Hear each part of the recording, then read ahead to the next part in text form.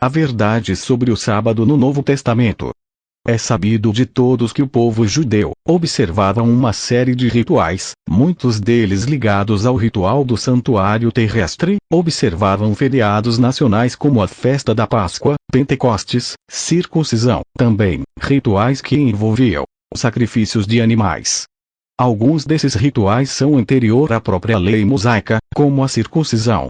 É de consenso geral entre os cristãos que esses rituais todos caíram por terra na cruz, é entendido pelo livro de Mateus 27:51, Cristo tendo morrido o véu do santuário se rasgou de alto a baixo, indicando assim o término de todo esse ritual, pois tudo isso apontava para o verdadeiro Cordeiro de Deus. A pergunta que não quer calar é: os cristãos de Jerusalém entenderam isso? Será que os apóstolos deixaram de circuncidar seus filhos após a morte de Cristo? Será que eles deixaram de comemorar a Páscoa e as outras festas judaicas? Deixaram eles de fazer votos e os rituais da lei de Moisés? Talvez isso surpreenda a alguns. Os apóstolos continuaram circuncidando seus filhos, mesmo após a cruz, não só isso, comemorando as festas nacionais e cumprindo a lei de Moisés. Parece que nunca deixaram de praticar esses ritos. Os cristãos judeus mantiveram os rituais da lei mosaica, incluindo a circuncisão. Cabe a mim provar isso agora. Os primeiros líderes da igreja eram todos vindos do judaísmo. Quando estes homens, hebreus de nacionalidade, tornaram-se seguidores de Cristo, eles continuaram se considerando judeus ainda. Na verdade, eles acreditaram que faziam parte do remanescente escatológico de Israel. Eles não se consideravam como um grupo à parte do judaísmo. Eles viam em Jesus um cumprimento do judaísmo, não seu rompimento. Estes cristãos se esforçavam para provar a seus compatriotas que eram verdadeiros judeus. Aparentemente, eles tiveram êxito, pois Lucas registra que eles caíram na graça do povo. Atos 2:47. Tiago, irmão do Senhor e líder da igreja de Jerusalém, cognominado o Justo, teve grande prestígio entre o povo. Estes cristãos judeus, nazarenos, como eram chamados na Palestina, não romperam com a antiga tradição de seu povo. Eles continuaram indo às sinagogas, adorando no templo, circuncidando seus filhos, guardando festividades como a Páscoa, o Pentecostes, etc. A pregação dos apóstolos era provar para a sua nação que em Jesus se cumpre todas as profecias relacionadas ao Messias. A igreja cristã de Jerusalém enfrenta um problema novo com a conversão de Saulo de Tarso. Paulo, agora convertido, começa a pregar para os não-judeus, gentios. Centenas se convertem. Paulo enfrenta um grande problema. Cristãos judeus vindos de Jerusalém aparecem nas igrejas fundadas por Paulo entre os gentios e exigem deles a guarda da lei de Moisés, também a guarda do sábado do sétimo dia, e a circuncisão. Observe que eram fariseus convertidos. Veja o texto. Atos 15:5. Alguns, porém, da seita dos fariseus, que tinha crido, se levantaram, dizendo que era mister circuncidá-los e mandar-lhes que guardassem a lei de Moisés. Paulo resiste esse argumento, ou seja, os não-judeus não estão subordinados a essas práticas. A discussão foi tanta que pararam em Jerusalém para discutir o assunto. O tema era: os cristãos gentios precisam ou não guardar a lei de Moisés. O assunto do sábado do sétimo dia estava incluso. Observe que o assunto não era se os cristãos judeus tinham que guardar a lei de Moisés, pois eles guardavam. Cabe aqui uma observação: os cristãos judeus guardavam sim o sábado, mas o resto da lei também, inclusive a circuncisão. Se os fariseus convertidos estavam cobrando dos gentios a guarda da lei de Moisés e a circuncisão, é porque eles mesmos guardavam. Vamos ao texto bíblico.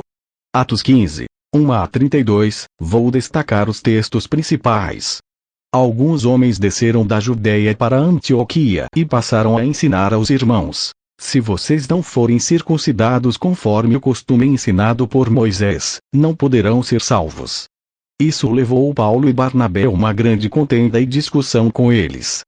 Assim, Paulo e Barnabé foram designados, juntamente com outros, para irem a Jerusalém tratar dessa questão com os apóstolos e com os presbíteros. A igreja os enviou e, ao passarem pela Fenícia e por Samaria, contaram como os gentios tinham se convertido. Essas notícias alegravam muito a todos os irmãos. Chegando a Jerusalém, foram bem recebidos pela igreja, pelos apóstolos e pelos presbíteros, a quem relataram tudo o que Deus tinha feito por meio deles. Então se levantaram alguns do partido religioso dos fariseus que haviam crido e disseram: é necessário circuncidá-los e exigir deles que obedeçam à lei de Moisés.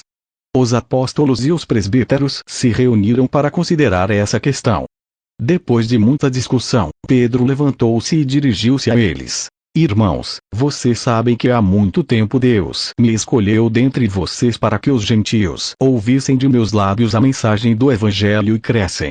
Deus, que conhece os corações, demonstrou que os aceitou, dando-lhes o Espírito Santo, como antes nos tinha concedido. Ele não fez distinção alguma entre nós e eles, visto que purificou os seus corações pela fé. Então, por que agora vocês estão querendo tentar a Deus, impondo sobre os discípulos um jugo que nem nós nem nossos antepassados conseguimos suportar? De modo nenhum. Cremos que somos salvos pela graça de nosso Senhor Jesus, assim como eles também. Toda a assembleia ficou em silêncio, enquanto ouvia Barnabé e Paulo falando de todos os sinais e maravilhas que, por meio deles, Deus fizera entre os gentios. Quando terminaram de falar, Tiago tomou a palavra e disse: irmãos, ouçam-me. Simão nos expôs como Deus, no princípio, voltou-se para os gentios a fim de reunir dentre as nações um povo para o seu nome. Concordam com isso as palavras dos profetas, conforme está escrito: depois disso voltarei e reconstruirei a tenda caída de Davi. Reedificarei as suas ruínas, e a restaurarei, para que o restante dos homens busque o Senhor, e todos os gentios sobre os quais tem sido invocado o meu nome, diz o Senhor, que faz estas coisas conhecidas desde os tempos antigos. Portanto, julgo que não devemos pôr dificuldades aos gentios que estão se convertendo a Deus. Pelo contrário, devemos escrever a eles, dizendo-lhes que se abstenham de comida contaminada pelos ídolos, da imoralidade sexual, da carne de animais estrangulados e do sangue. Pois, desde os tempos antigos, Moisés é pregado em todas as cidades, sendo lido nas sinagogas todos os sábados. Então os apóstolos e os presbíteros, com toda a igreja, decidiram escolher alguns dentre eles e enviá-los a Antioquia com Paulo e Barnabé. Escolheram Judas, chamado Barsabás, e Silas, 2 líderes entre os irmãos. Com eles enviaram a seguinte carta: os irmãos apóstolos e presbíteros, aos cristãos gentios que estão em Antioquia, na Síria e na Cilícia. Saudações. Soubemos que alguns saíram de nosso meio, sem nossa autorização, e os perturbaram, transtornando suas mentes com o que disseram. Assim, concordamos todos em escolher alguns homens e enviá-los a vocês com nossos amados irmãos Paulo e Barnabé, homens que têm arriscado a vida pelo nome de nosso Senhor Jesus Cristo. Portanto, estamos enviando Judas e Silas para confirmarem verbalmente o que estamos escrevendo. Pareceu bem ao Espírito Santo e a nós não impor a vocês nada além das seguintes exigências necessárias: abster-se de comida sacrificada aos ídolos, do sangue, da carne de animais estrangulados e da imoralidade sexual. Vocês farão bem em evitar essas coisas. Que tudo lhes vá bem. Uma vez despedidos, os homens desceram para Antioquia, onde reuniram a igreja e entregaram a carta. Os irmãos a leram e se alegraram com a sua animadora mensagem. Judas e Silas, que eram profetas, encorajaram e fortaleceram os irmãos com muitas palavras. O Concílio de Jerusalém desobrigou os cristãos gentios a observarem os rituais judaicos, porém os cristãos judeus continuaram a guardá-los.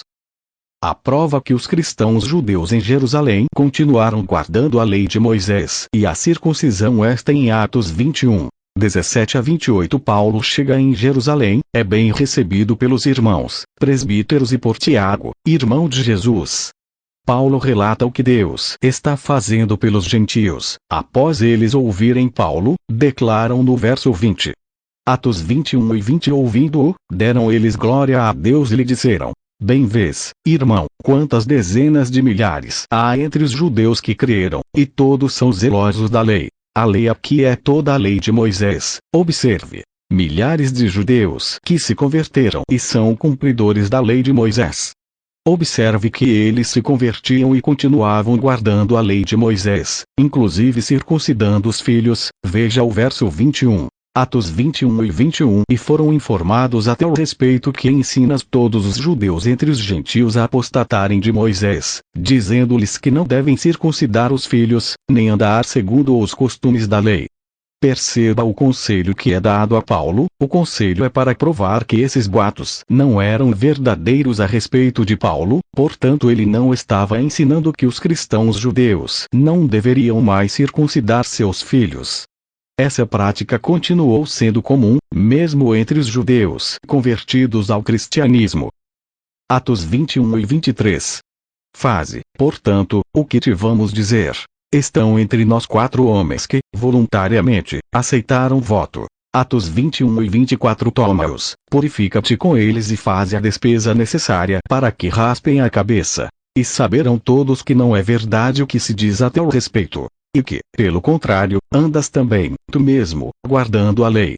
A lei aqui é a lei de Moisés. Observe que essa cobrança não é feita para os gentios. Paulo foi cobrado, quis deveria mostrar que guardava a lei de Moisés e seus ritos, fez voto e tudo.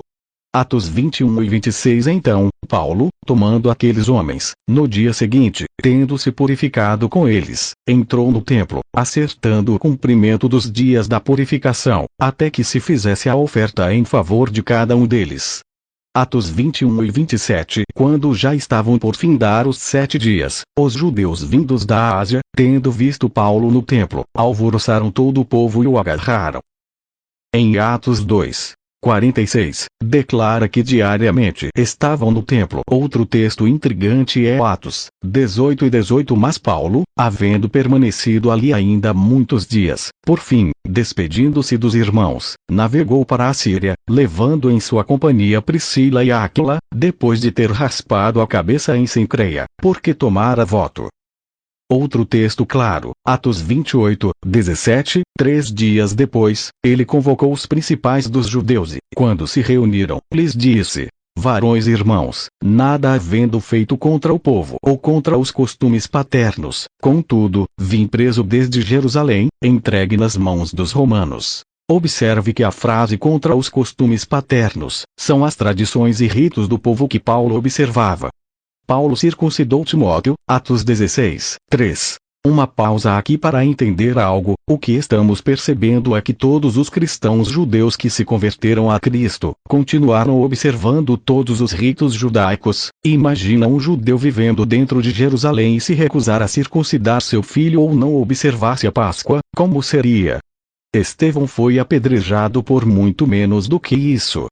O próprio Paulo observava os ritos judaicos mesmo depois de convertido. Agora observe, embora Paulo defendesse a ideia de que os judeus cristãos poderiam observar a lei de Moisés, ele era contra forçar os cristãos gentios a se submeterem a tais práticas. A tese de Paulo era: os judeus sim, mas os cristãos gentios não. Os judaizantes, cristãos judeus, queriam que os cristãos gentios guardassem a lei de Moisés e Paulo se opôs. Terminaram no Concílio de Jerusalém, e a decisão foi a seguinte. Atos 21 e 25, quanto aos gentios que creram, já lhes transmitimos decisões para que se abstenham das coisas sacrificadas a ídolos, do sangue, da carne de animais sufocados e das relações sexuais ilícitas. O amigo de Paulo chamado Tito, ele não permitiu que fosse circuncidado. Gálatas 2, 3, 7, Tito era gentio, um caso bastante interessante está em Gálatas, onde os judaizantes, judeus cristãos vindos de Jerusalém, questionaram o apostolado de Paulo e seu chamado. Ele menciona sua ida ao concílio de Jerusalém. Leia todo o capítulo 2 de Gálatas. Observe o que ocorreu nestes versos. Gálatas 2 e 11, quando, porém, Cefas, Pedro, veio a Antioquia, resisti-lhe face a face, porque se tornara repreensível. Gálatas 2 e 12, com efeito, antes de chegarem alguns da parte de Tiago, comia com os gentios. Quando, porém, chegaram, afastou-se, por fim, veio a apartar-se, temendo os da circuncisão. Os da parte de Tiago significa os cristãos judeus de Jerusalém que defendiam que os cristãos gentios deveriam observar a circuncisão e a obediência às leis de Moisés. Observe que Pedro estava comendo com os cristãos gentios, mas um judeu não deveria estar com os gentios. Pedro temeu os cristãos de Jerusalém. Gálatas 2:13, e também os demais judeus dissimularam com ele, a ponto de o próprio Barnabé ter se deixado levar pela dissimulação deles. Gálatas 2:14 Quando, porém, vi que não procediam corretamente segundo a verdade do Evangelho, disse a Cefas, na presença de todos: Se, sendo tu judeu, vives como gentio e não como judeu, porque obrigas os gentios a viverem como judeus.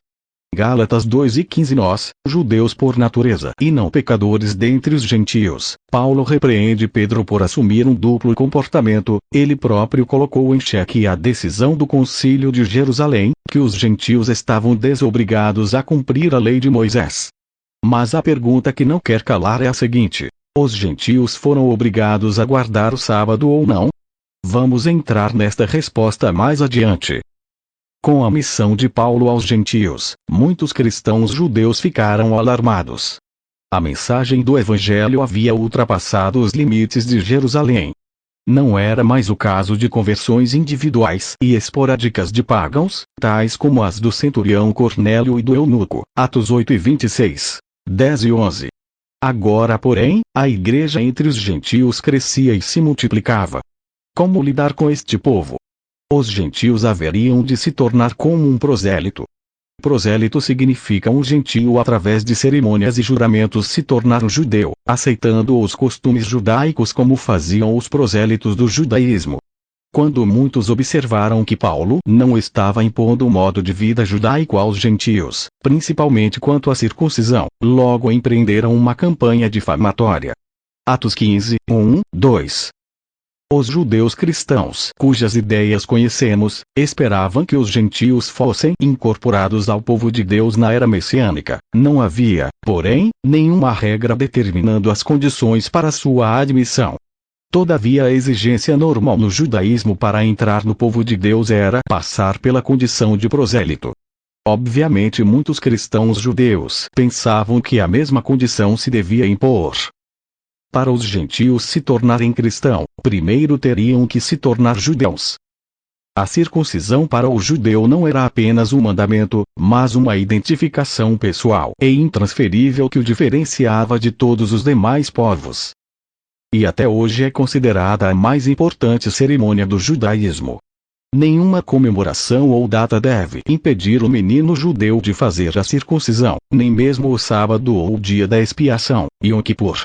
A punição na Bíblia por violar a primeira é muito mais severa do que por violar a segunda. A quebra do sábado gera a morte, a do dia da expiação a excomunhão. Mas mesmo que o 8º dia coincidisse com o Shabat, a criança deveria ser circuncidada, João 7:22 e 23. Entretanto, quando um gentio tornava-se um prosélito do judaísmo, algumas exigências eram impostas a eles, tais como circuncisão, banho cerimonial na presença de testemunhas, um tipo de batismo, oferecer sacrifícios, guardar o sábado e observar as leis alimentares. Isaías 56, 6, 7. A pergunta que era feita por parte dos cristãos judeus em Jerusalém era: já que o cristianismo não é uma nova religião e sim o cumprimento das profecias do Antigo Testamento para os judeus, e que em Jesus se cumpriu as promessas messiânicas. O dilema era: como vamos receber esses gentios que estão se convertendo aos milhares para o nosso seio? Judeus e gentios nem se misturavam, só tinham uma resposta: a circuncisão. No entanto, Paulo entendeu diferente. O assunto foi discutido no Concílio de Jerusalém. A conclusão do concílio foi: não, os gentios não necessitam passar pela circuncisão e nem guardar a lei de Moisés. Nem todos os cristãos judeus acataram as ordens do concílio, e muitos desses continuaram perseguindo Paulo. Se a circuncisão e os ritos cerimoniais judaicos terminaram na cruz, por que a igreja cristã judaica continuou observando os mesmos? Os judeus em Jerusalém não viam o cristianismo no seu início como uma nova religião e sim como um partido dentro do judaísmo, chamado de os nazarenos. Temos que entender que a religião em Jerusalém não estava separada do poder civil. As leis do país e as leis religiosas tinham o mesmo peso, assim como países muçulmanos hoje ainda. Ir contra a religião era ir contra o governo. A pessoa está passiva à pena capital. Estevão foi apedrejado porque no entendimento deles, foi contra a religião do país. Maria Madalena quase foi apedrejada porque transgrediu uma lei religiosa, lei de Moisés. Como que a igreja cristã de Jerusalém inserida nesse contexto poderia ensinar que não era mais necessário a circuncisão? Tentaram matar Paulo justamente por essa razão. Veja novamente o texto de Atos 21, 17 a 28. Mesmo os apóstolos em Jerusalém, entendendo que não estavam mais subordinados a esses rituais, não poderiam deixar de observá-los no contexto em que se encontravam, não tinha como ser diferente. Atos diz que ganharam a confiança do povo, jamais ganhariam a confiança se pregassem contra a circuncisão e contra a Páscoa etc. Um fenômeno aconteceu, Jerusalém foi destruída no ano 70 DC, os cristãos judeus se refugiaram na cidade de Pela, na Pérea além do Jordão, agora não havia mais templo e muito da influência do judaísmo. A igreja cristã judaica foi diminuindo aos poucos, perdendo sua ascendência sobre a igreja gentílica e com o tempo praticamente desapareceu. A igreja cristã gentílica crescia cada vez mais, principalmente com a resolução do Concílio de Jerusalém, liberando os gentios das práticas judaicas. Houve alegria por parte da igreja quando a carta foi lida em Antioquia. Veja, Atos 15, 19, 20 e 31 considerações finais. Paulo foi um revolucionário. O que seria do Novo Testamento sem Paulo? Quantas perguntas ficariam sem resposta? Sem dúvida, assim como Moisés foi o grande vulto do Antigo Testamento, Paulo foi o grande vulto do Novo Testamento. A relação de Paulo para com a circuncisão foi: Paulo foi duro para com os que queriam impor os ritos judaicos para os gentios, no entanto observou alguns desses ritos como algo estratégico. Atos 16. 1 a 13 chegou a Derbe e Listra. E eis que estava ali um certo discípulo por nome Timóteo, filho de uma judia que era crente, mas de pai grego, do qual davam bom testemunho os irmãos que estavam em Listra e em Icônio. Paulo quis que este fosse com ele, e tomando-o, o circuncidou, por causa dos judeus que estavam naqueles lugares, porque todos sabiam que seu pai era grego. Paulo circuncidou Timóteo por motivos estratégicos. O texto é claro, veja os textos abaixo. 1 Coríntios 9:20. Para os judeus fiz-me judeu, a fim de ganhar os judeus. Para os que estão debaixo da lei, fiz-me como se eu estivesse debaixo da lei, embora eu não esteja, a fim de ganhar aqueles que estão debaixo da lei. A circuncisão não significa nada, e a incircuncisão também nada é. O que importa é obedecer aos mandamentos de Deus. 1 Coríntios 7:19. Nele também vocês foram circuncidados, não como uma circuncisão feita por mãos humanas, mas com a circuncisão feita por Cristo, que é o despojar do corpo da carne. Colossenses 2:11. Foi alguém chamado quando já era circuncidado. Não desfaça a sua circuncisão. Foi alguém chamado sendo incircunciso. Não se circuncide. 1 Coríntios 7:18. Porque em Cristo Jesus nem circuncisão nem incircuncisão tem efeito algum, mas sim a fé que atua pelo amor. Gálatas 5:6. Voltemos à pergunta mais importante deste estudo: os gentios estavam obrigados a guardar o sábado do sétimo dia.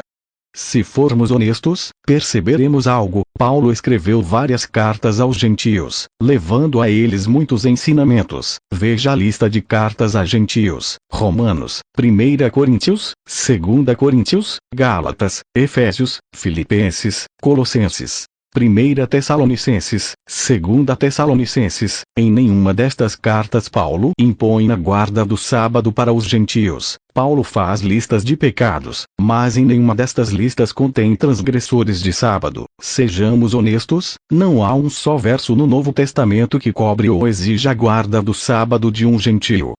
Este é o grande desafio para os defensores do sábado, onde no Novo Testamento se encontra um só texto que exija de um gentio a guarda do sábado.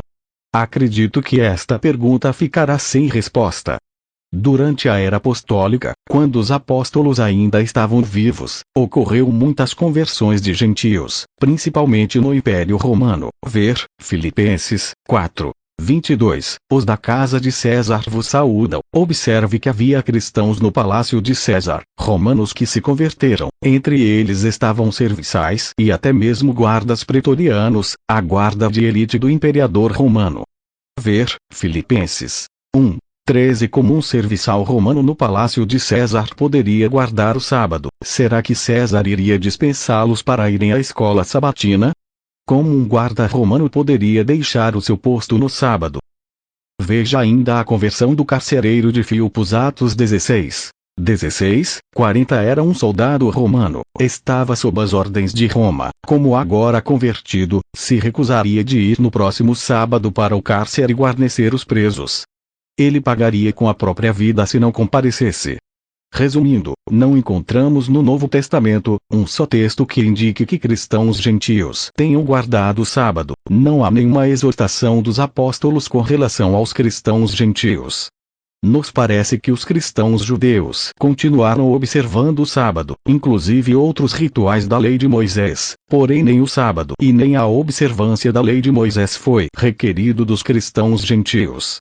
Nos parece que a guarda do sábado era mesmo só para os judeus. Enquanto eram uma nação, o sábado só aparece depois da criação com o povo judeu. Há um silêncio do Gênesis até o Êxodo. Encontramos Abraão adorando e construindo altares, mas o sábado não é mencionado. Encontramos Isaque adorando, porém o sábado não é mencionado. Encontramos Jó adorando, mas nada de sábado. O sábado só aparece em Êxodo. Veja o texto abaixo. Êxodo 31:13. Falarás também aos filhos de Israel, dizendo: certamente guardareis os meus sábados, porquanto isso é um sinal entre mim e vos pelas vossas gerações, para que saibais que eu sou o Senhor, que vos santificar. 16. Guardarão, pois, o sábado os filhos de Israel, celebrando nas suas gerações como pacto perpétuo. Veja que é um sinal entre Deus e os judeus. Esta era a marca que os distinguiriam de outros povos. Uma nação inteira observando o sábado. Porque os judeus tinham que guardar o sábado? Resposta: para se lembrarem, em cada sábado, que foram escravos na terra do Egito e Deus os libertou. Deuteronômio 5:15. Lembra-te de que foste servo na terra do Egito, e que o Senhor teu Deus te tirou dali com mão forte e braço estendido. Pelo que o Senhor teu Deus te ordenou que guardasses o dia do sábado. A guarda do sábado não é só uma lembrança da criação, mas lembrariam os judeus que foram libertos do Egito também. Uma observação: os textos onde encontramos os cristãos judeus guardando o sábado, mesmo após a morte de Cristo, não prova nada. Eles continuaram aguardando também a Páscoa e a circuncisão e toda a lei de Moisés. Faço aqui algumas observações. Não compartilho da ideia de que os mandamentos foram abolidos, ou a ideia de que Jesus estava contra o sábado. Normalmente os argumentos usados para provar essa tese são muito frágeis, principalmente quando tentam substituir o sábado pelo domingo. Repudio aqui todas estas tentativas. Vejo nas Escrituras que a ordenança do sábado não foi exigida de nenhum gentio. Não há um só texto que prove isso. Poderíamos evocar os pais da igreja, aqueles que viveram logo após aos apóstolos e que foram seus conhecidos como Policarpo e outros. Essa literatura colabora para mostrar que os gentios não abraçaram o sábado. No entanto, essa literatura é muito questionável. Preferimos então ficar com as Escrituras do Novo Testamento. Mais um fato que nos surpreende é que, embora o Novo Testamento não tenha nenhuma ordenança do mandamento do sábado para os gentios, Paulo, escrevendo a eles, parece persuadi-los a não guardar este preceito. Analisemos o texto de Colossenses capítulo 2, 16 e 17. Perceba o malabarismo que os adventistas fazem com relação a este texto. Portanto, ninguém vos julgue por causa de comida e bebida, ou dia de festa, ou lua nova, ou sábados. Colossenses 2:16 Os adventistas sempre frisam e afirmam que a palavra sábados aqui trata-se dos tais sábados cerimoniais, e não do sábado semanal. Estariam eles realmente certos? Seria mesmo isso que a Bíblia nos mostra? Antes de analisarmos a passagem em questão, vejamos dois argumentos adventistas, usados para fundamentar e apoiar sua interpretação. Um antigo argumento adventista é que, se a palavra sábados se referisse ao sábado semanal, a palavra não estaria no plural, pois sábados indicam vários feriados.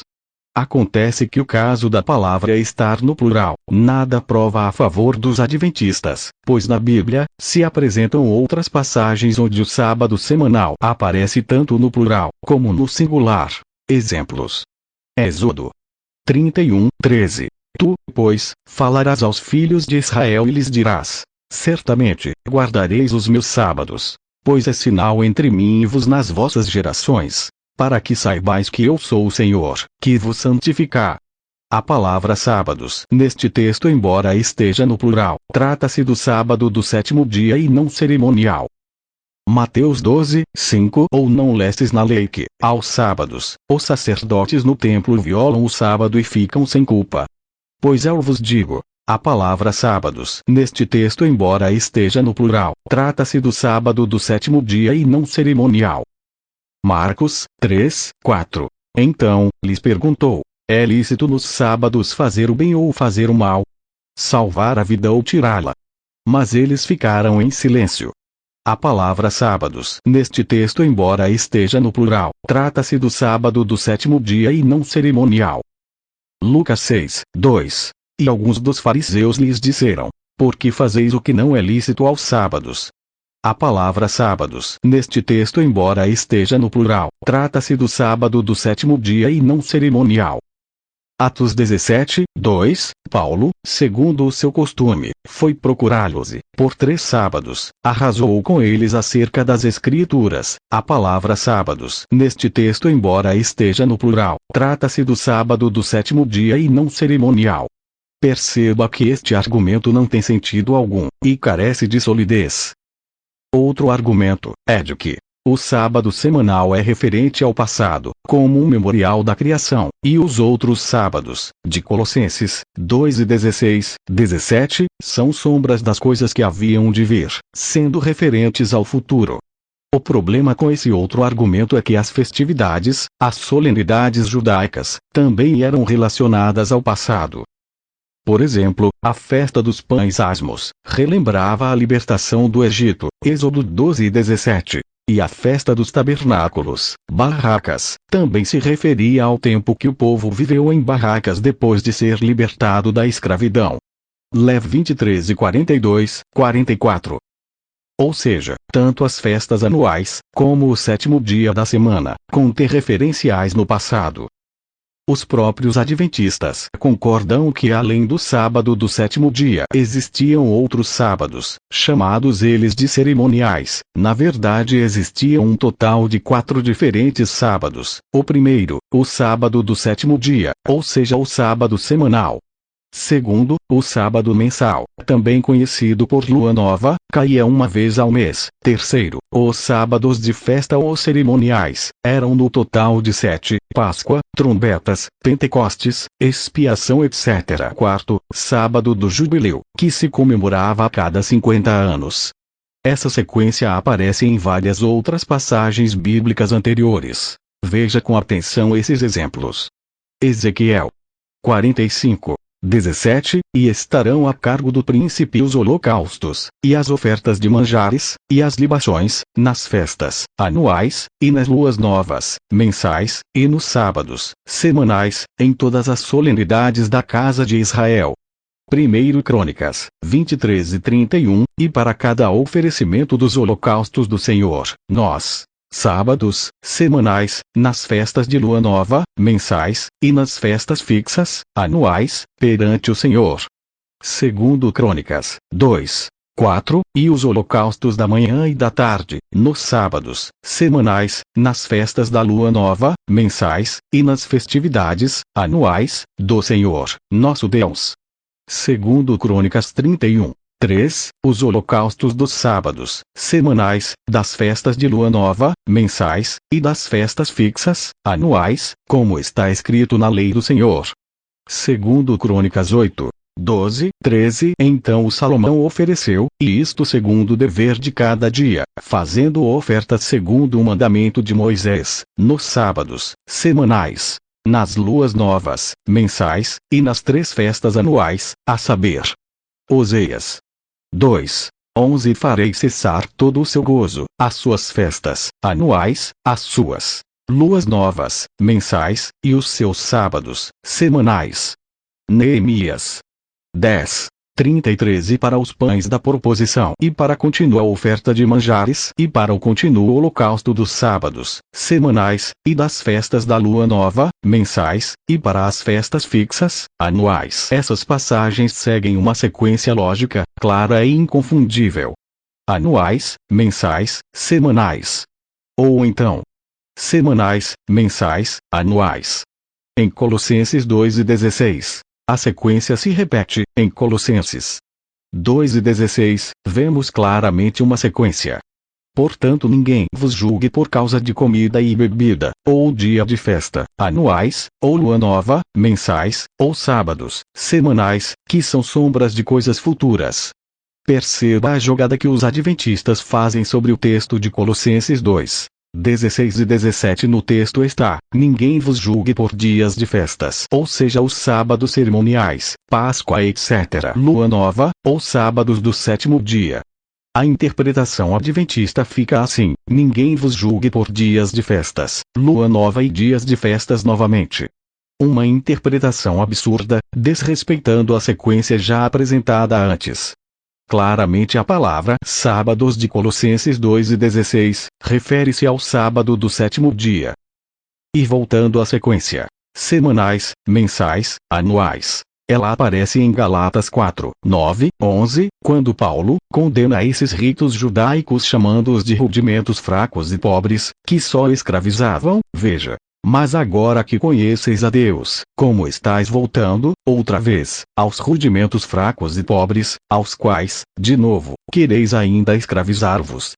Guardais dias, sábados, e meses, lua nova, e tempos e anos, dias de festa, 7º ano, etc. Receio que eu tenha trabalhado em vão para convosco.